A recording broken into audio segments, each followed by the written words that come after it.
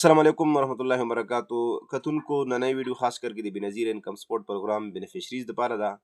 د هغو اکثر دغه سوال وي چې موږ ته به پیسې کله ملاویږي او بله دا خبره ده چې یاره دا پیسې به موږ ته څه ځای نه ملاویږي، آیا دا به زموږ موبایل اکاونټ ته راځي یا به دا ریټیلر سره ملاویږي.